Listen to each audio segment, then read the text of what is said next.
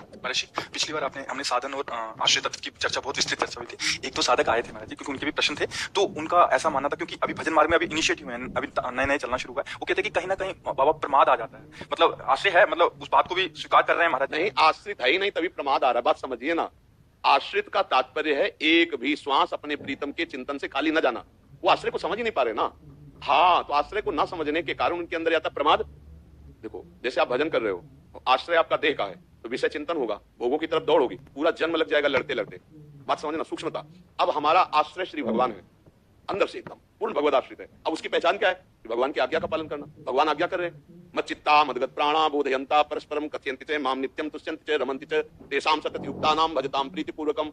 मेरा सतत भजन करे, अनन्य चिंतयन्तो माम ये जना परिपात। मेरा अनन्य चिंतन, ये है आश्रय। आश्रय का मतलब क्या समझते हैं? अंदर से हम जिसके आश्रित होते हैं उसी का सतत चिंतन होता है। जैसे काम का आश्रित कामनी का बिना प्रयास के चिंतन करेगा, धन का आश्रित धन का बिना प्रयास के चिंतन करेगा। उसको प्रयास थोड़ी करना पड़ता है। आप विचार करके देखो, तो आश्रय हम जब प्रभु का लेंगे, अभी आश्रय नहीं हुआ ना, तभी ये बात आती प्रमाद। ये कर्ता बोल रहा है, ये अहम बोल रहा है, जो समर्पित नहीं हुआ। जो अहम समर्पित हो जाता है वो एक क्षण भी भगवान से विलग नहीं हो सकता। तदर्पिता अखिलाचारिता तद विस्मरणेन परम व्याकुलते। वो समस्त आचरण भगवान के अधीन होकर करता है, और एक सेकंड के लिए भगवान का विस्मरण हो जाए तो व्याकुल हो जाता है, जैसे प्राण निकलने का। यह है आश्रय। आश्रित का मतलब क्या समझ रहे हैं लोग? कहना कि साधन सुधन अभी नहीं करेंगे, केवल हम तो पढ़े हैं व्यास पुरुष। ये तो कायर पुरुष है, ये कायर पुरुष है, ये भगवत आश्रित थोड़ी है। भगवत आश्रित थोड़ी है। भगवत आश्रित है अपने कर्तव्य का पालन करते हुए, उसमें अहम नहीं है। ये श्री भगवान करा रहे हैं, एक क्षण के लिए भी भगवत आज्ञा का उल्लंघन नहीं हो, भजन का तार न टूटे, उसे भगवत आश्रित कहते हैं। आश्रय का मतलब ये तो प्रमाद है, ये तो कायरता है, ये तो कर्म का चोरी करना है कि हमें अपने जो अंदर वेग आ रहा है सेवा भजन साधन का, बोले नहीं हमें ये नहीं करना, हम तो आश्रित हैं। ऐसा कैसी बात है? कब ऐसा उपदेश दिया गया? उस महाराज इस बात का ऐसा भाव ले लेते हैं जो मतलब अभी चले नहीं है। हाँ, तो उनको ये आकर के निराकरण करना चाहिए कि ऐसा आश्रय का मतलब ऐसा नहीं होता है। आश्रय का मतलब होता है कि जैसे अभी आप स्वीकार किए मैं गृहस्थ हूं, आप स्वीकार किए मैं पुरुष हूं, आप स्वीकार किए मैं साधक हूं, आपको ये स्वीकार करना मैं श्री भगवान का हूं, श्री भगवान मेरे। यहां से प्रारंभ होती है उत्तम साधना।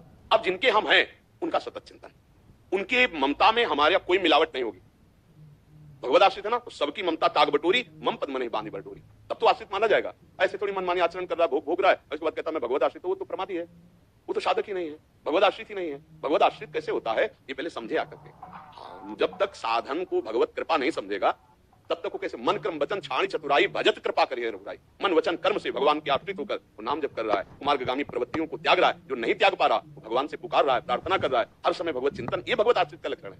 ये जो लोग कहते हैं भगवत आश्रय से प्रमाद है, वो समझ ही नहीं पा रहे भगवत आश्रय किसे कहते हैं। व्यास भरोसे कुंवर के सुवत पांव का पसार का तात्पर्य है पूर्ण काम महापुरुष। बहुत ऊंची स्थिति है, छोटी मोटी थोड़ी है। तुम कहां पांव पसार के सोते हो? तुम तो व्यभिचार करते हो, मनमानी चिंतन करते हो, तुम पांव पसार के सो रहे हो। मतलब क्रियाओं को बाहर ना प्रकट होने देना, तो अंदर क्रियाएं तो हो रही हैं, आपके अंदर चिंतन तो चल रहा है। आश्रित किसके? विषय के, शरीर के, भोगों के, अहम के। ये चीज समझना पड़ेगा।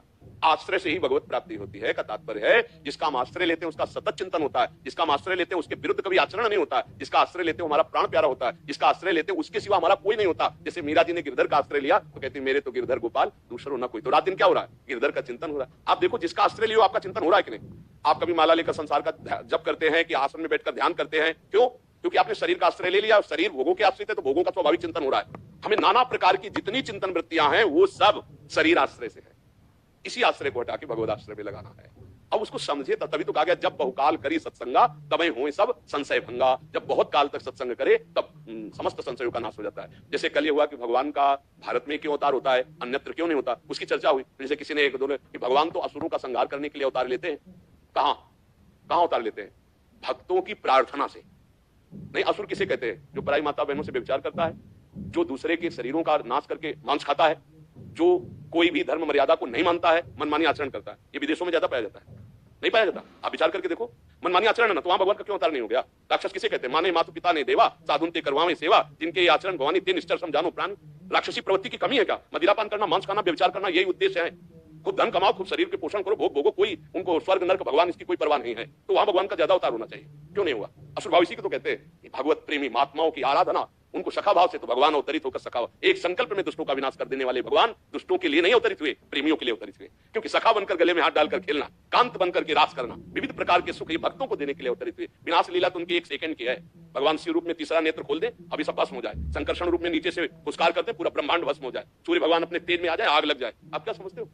विनाश के लिए उनको अवतार लेने की जरूरत है।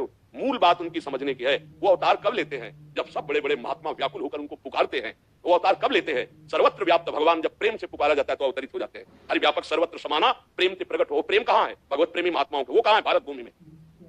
जितेंद्रीय धर्मनिष्ठ प्राणों का समर्पण करके भगवान की आराधना में अपने को भस्म कर दिया, वो महात्मा सजयती सजयती, वो जय जय को प्राप्त है। बातें बनाने से थोड़ी है, बातें बनाने से थोड़ी है।